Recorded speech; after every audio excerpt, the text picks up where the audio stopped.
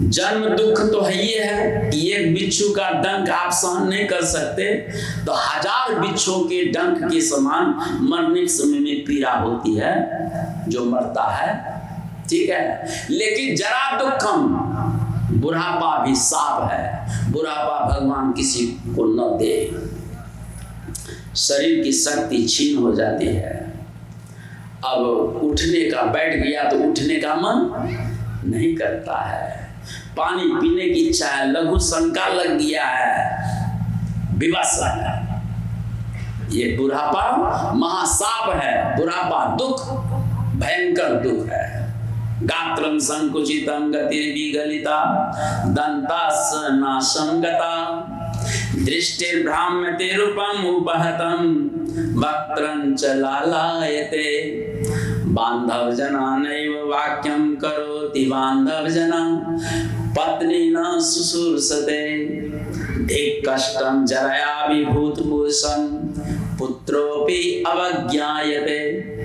ये मैंने बुढ़ापा का चित्रण किया है इस श्लोक में कि गात्रम संकुचितम, जवानी में शरीर फैला हुआ रहता है, अंग प्रत्यंग फैला हुआ रहता है, और जो जो बुढ़ापा की ओर बढ़ता है शरीर मैंने संकुचित हो जाता है, हाथ पांव शरीर के मांस वगैरह गल जाते हैं, छोटे हो जाते हैं।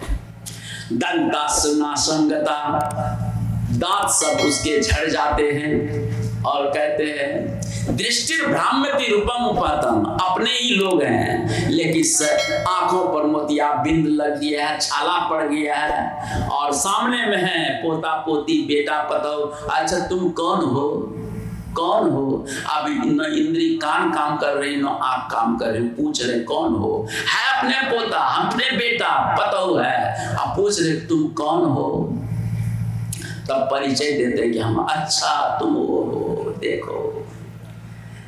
ये आंखें धोखा दे रही है, और कहते हैं वक्त्रं च लालायते, दांत के अभाव में बोलते बोलते मुख से लार टपकती है, लार गिरने लगती है। और कहते हैं बांधव जना नैव वाक्यम करोति, बांधव जन लोग, बुढ़ाई इससे बात करके क्या सिद्ध होगा, लोग उपेक्षा तिरस्कार अपमान करते हैं बूढ़ा का। और पत्नी नहीं वो शुश्रूषते, पत्नी भी बेचारी कितना सेवा करेगी, और वो मनाती है कि भगवान इनको जल्दी उठा लीजिए। देख कष्ट धिक्कार है इस बुढ़ापे अवस्था को, जो पुत्रों की अवज्ञाते, अंतिम समय में पुत्र भी सीधे अंगुली से बात करता है, ये बार बार पकड़ पकड़ करते रहता है, लेकिन उसकी पीड़ा तो वही जानता है, पुत्र क्या जानेगा। जरा विचार करो, इसीलिए जगने का काम है। यही कहा जाया दुखम पुनः पुनः अंतकाले महादुखम तस्मात् जागृति जागृति, इसलिए उठने का काम है, जगने का काम है। मोराती से जिधर आपने दिल दिमाग को लगा रखा है उधर से एक दिन धोखा मिलेगा, धोखा मिलेगा, धोखा कुछ नहीं मिलेगा। जैसे गाय दूध जब तक देती है तब तक किसान खूब बढ़िया से खिलाता है, गाय दूध देना बंद कर दे किसान बढ़िया से नहीं खिलाता है।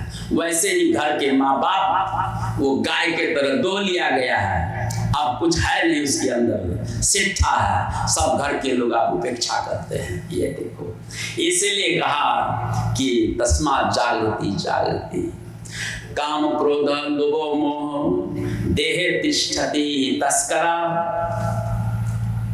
ज्ञान रतन्यम महाराय तस्मात् जागृति जागृति। इस शरीर के अंदर में काम क्रोध लोभ मोह है, और यही हमारे ज्ञान रत्न को हरण करते रहते हैं। समय समय पर क्रोध में हमारा पुण्य नष्ट होता है, लोभ मोह में हम बदनाम होते हैं, जहाँ हमको लोभ नहीं करना चाहिए वहाँ लोभ कर लेते हैं, जहाँ मोह नहीं करना चाहिए वहाँ मोह करके अधर्म हम कर लेते हैं। ये सब जो है ना चोर, देह तिष्ठति तस्करा, ये चोर हमारे शरीर में बसे हुए हैं, है ना, और हमारे ज्ञान रत्न को हरण करते रहते हैं। इसलिए तस्मात् जागृति जाए, इसलिए जगने का काम है। इसलिए वेद हमारा कहता नचिकेता को कह रहे हैं कि नचिकेता जगो, अपने आप को जगाओ, मोह ममता से तुम अपने आप को हटाओ, क्योंकि तुम्हारा ये धोखा का संसार है। आज तक किसी को ये संसार हुआ नहीं, तुम्हारा कैसे हो जाएगा ये बात। इसलिए गुरु महाराज भी कहते हैं क्या सोवत गफलत के मारे, जाग जाग मन मेरे, अंत काल कोई संगी नाही, संग न चल को तेरे। सभी संत लोग एक के बात कहते हैं कि इस गफलत में जो फंसे हैं, इससे जगिए, जगिए, अपने आप को जगाइए।